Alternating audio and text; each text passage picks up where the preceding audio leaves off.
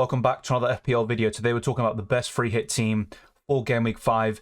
Even if you're not using the chip this week, this video will help you with identifying the best players to buy heading into Game Week 5 and targeting the fixtures right in front of you.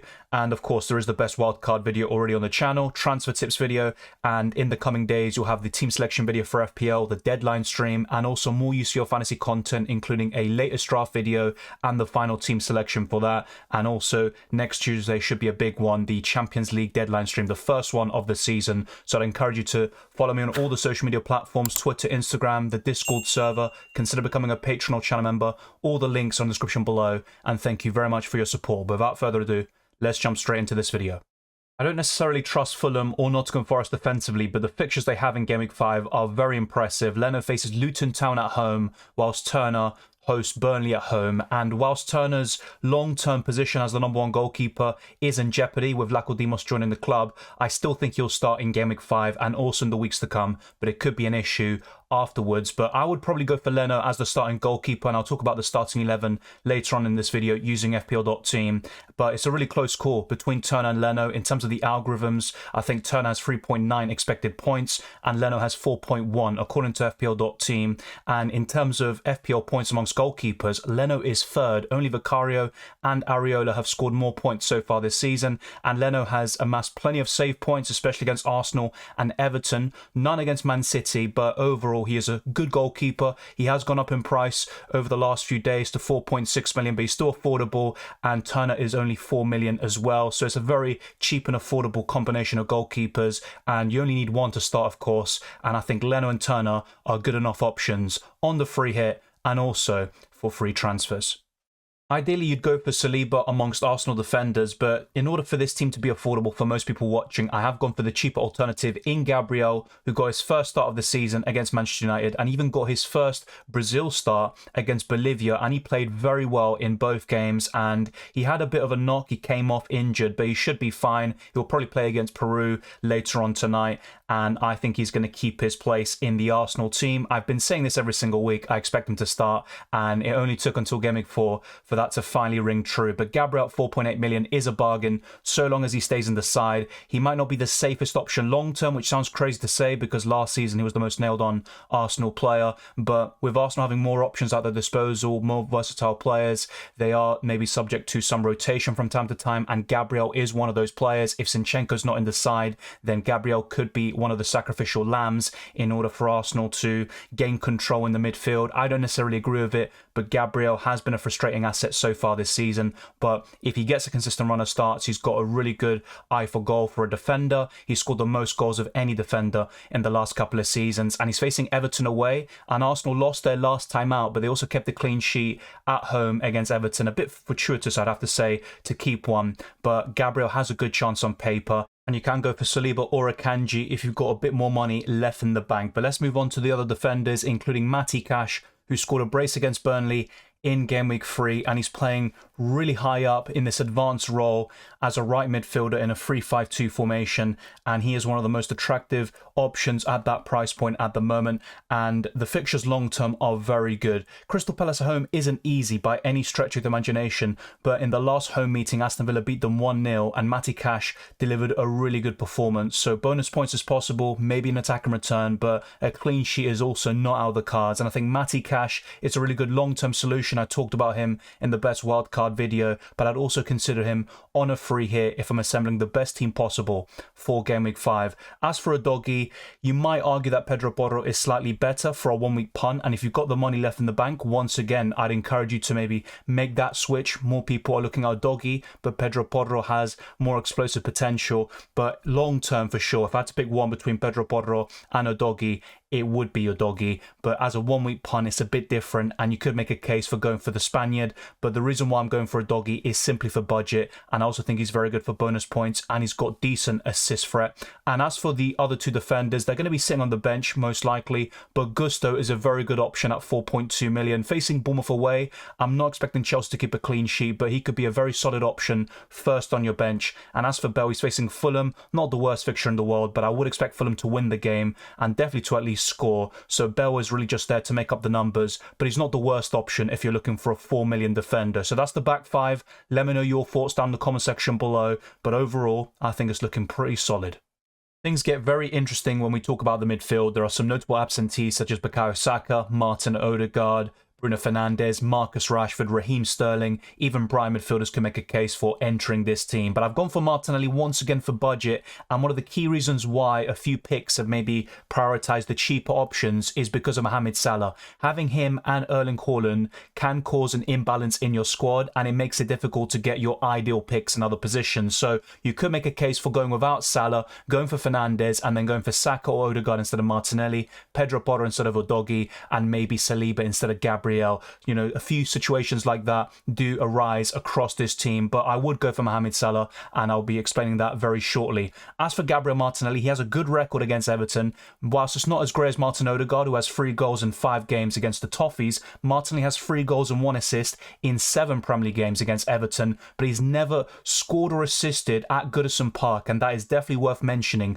But in the last meeting against Everton, he scored a brace in a 4-0 victory for Arsenal, and I think Martinelli could do extremely well as Everton concede a lot of chances down their right flank, which is where Martinelli will be operating on the left-hand side for Arsenal. And Martinelli was subbed out at 59 minutes in the last away meeting to Everton, so that could be a cause for concern.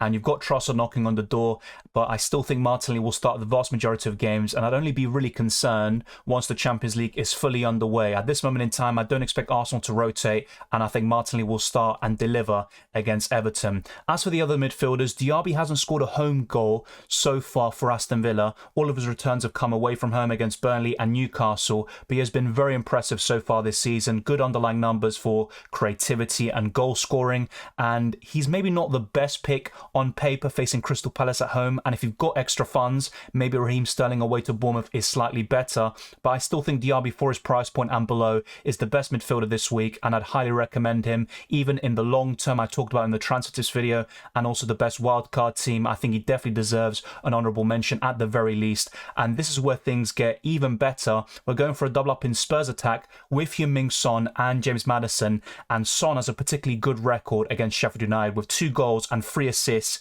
in only 4 Premier League games against the Blades, and he also got a goal and an assist in his last home meeting against Sheffield United. So I think Son is a great captaincy option this week, and there's going to be a big debate between him, Salah and Haaland for the captaincy, and I've got a clear answer, I think, in terms of ranking those 3 in order. But Heung-min Son could still struggle a little bit more against Sheffield United compared to Burnley, because Sheffield United will be playing with a low block, and Heung-min Son thrives playing against high lines. So I'm not expecting a 20-pointer or a hat-trick, but I think a goal or 2 is definitely on the cards. And as for Mohamed Salah, he's got a good record against Wolves. Whilst it's not as impressive as Heung-min Son against Sheffield United, it's still pretty good with 4 goals and 3 assists in 10 Premier League games. But he got a goal and an assist in his first away meeting at the Molineux against Wolves. But ever since, he hasn't got a single goal, and he's only managed to get assists here and there, and most of his returns against Wolves have come at Anfield. So that's also something else to take into account. But Wolves aren't looking great so far this season. They had a very good performance in Gameweek 1 against Man United, but they got battered by the likes of Brighton,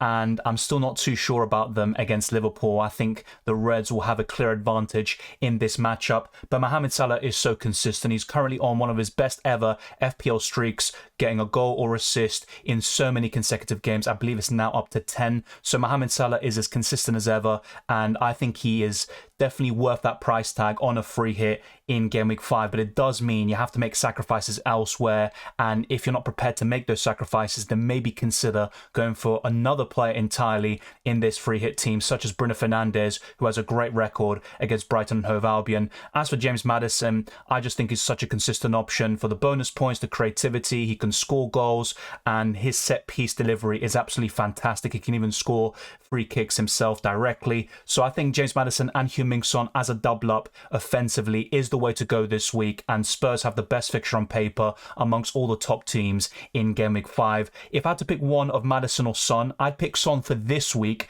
but as a longer term purchase, my answer would still be James Maddison. The reason why I would prioritize Heung-min Son in a 1 week kind of purchase is because he's got a high ceiling. He should play down the middle against Sheffield United. He's got a great record against the Blades. He scored in both home games across his career against Sheffield United. So I think Son will be the answer for a 1 week punt, but longer term, James Maddison should be more consistent and deliver points in most game weeks.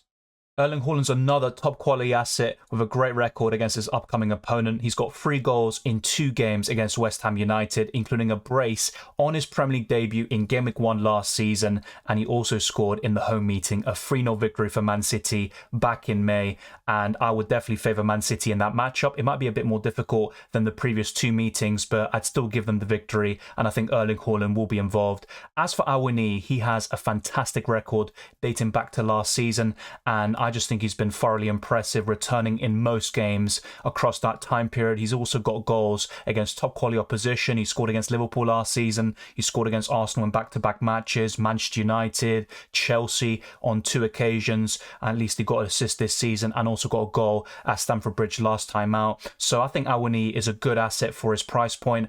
And it's worth mentioning that Nottingham Forest lost at home to Burnley in the Carabao Cup, but Awoniyi didn't start that game and it wasn't the strongest side for either team, but particularly for Nottingham Forest. So I think Awoniyi is a decent option and I think he'll score in this game against Burnley. He's got a good ceiling. Maybe he's not got the highest ceiling, to be quite frank with you, but I still think he's quite consistent and can deliver 6 to 9 points, and that would be very good for a player at his price point. He's definitely got a very good chance of scoring against Burnley in this matchup. You look at the way Burnley are defending in the Premier League against Tottenham, Aston Villa, even Man City, and I know they're top quality opposition, especially in attacking areas, but Burnley have been very shaky at the back, and I think Nottingham Forest will get a goal or 2 at the very least, and Awoniyi has a very good chance of being involved. As for the last forward, it is Cameron Archer. He's facing Tottenham away. He's just there to make up the numbers, but he is the best 4.5 million forward in the game. He should be starting most, if not all, games for Sheffield United, and I wouldn't even rule out a goal for him against Spurs, but I would give Tottenham the edge.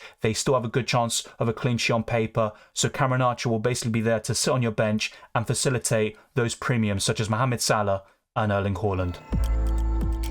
It's time to discuss the lineups, and that's why I'm going to go for Leno in goal and Turner on the bench. As I alluded to earlier in this video, Leno is slightly favoured by the algorithm in terms of expected points with 4.1 compared to Turner's 3.9 according to FPL.team, the site you can see on screen. I'm also going for a back three of Gabriel, Cash and Udogie, and all 5 midfielders start Mohamed Salah, Martinelli, Maddison, Heung-min Son and Diaby, and a front 2 of Erling Haaland and Awoniyi. And as for the bench, Turner, Gusto, Bale and Archer, pretty decent stuff. So all that's left to discuss is the captaincy, and I think it's quite close this week, but Heung-min Son would be my number 1 pick. In second place it'd be Mohamed Salah, and Erling Haaland would be number 3. All 3 players have a good record against the upcoming opponent, but I think Heung-min Son's record stands out the most. In home matches he scored in both occasions against Sheffield United. He also has 2 goals and 3 assists in 4 Premier League games. He's playing down the middle now, a new role for him, and I think he's far more effective playing down the middle with no Harry Kane compared to playing on the left-hand side,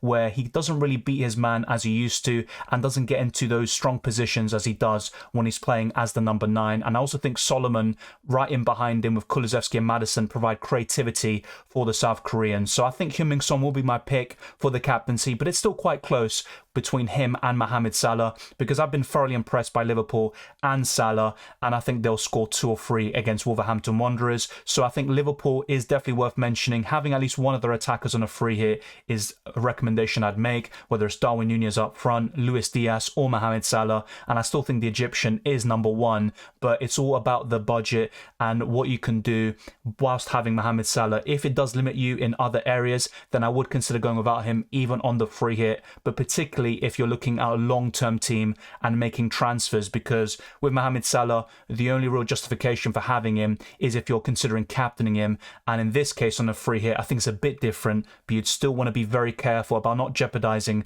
the rest of your team. But I think Erling Haaland is still worth mentioning for the captaincy. I know West Ham are flying right now, but Man City are the big favourites to win that game, and Man City tend to do very well against West Ham, even at their ground. Man City have sometimes beat them by 4 or 5, and I think something similar could happen this time out, but West Ham are in good form. They've improved with the Declan Rice money they accumulated in the summer. They made some very smart signings. Kudus could make his debut. Man City could struggle a little bit. It's a difficult game to call from that perspective, but overall, I'd give Man City the victory, and I think they'll win by probably 2 goals, and Erling Haaland will be involved as he tends to be. In terms of Arsenal players, I probably wouldn't captain them, but Martinelli, Odegaard and Saka are worth a consideration at the very least, as Everton are right down there near the bottom of the league and they're conceding a lot of goals and chances in every single game. But for me, the captaincy is between Heung-min Son, Mohamed Salah and Erling Haaland, and I'd rank them in that order. So let me know your thoughts down in the comment section below, and thank you very much for watching this video. If you enjoyed it or found it useful, then be sure to smash the like button and subscribe for new. Let's try to get this video to the 300 likes. Let's keep on pushing towards 20,000 subscribers and beyond. You can follow me on Twitter and Instagram, DylanRCM, and check all the links in the description below for the Patreon, Championships Discord server, and the FPL League. We're only around 600 subscribers away from 20,000, and the aim is to get to that milestone by the end of next week. So probably on the Tuesday for the UCL Fantasy Deadline stream. I think it's certainly possible, and we're making some big gains in the last few weeks. So thank you very much for all your support. I wish you all the best of luck for Game Week 5, and I hope you enjoy the rest of the international break. And I'll see you next time.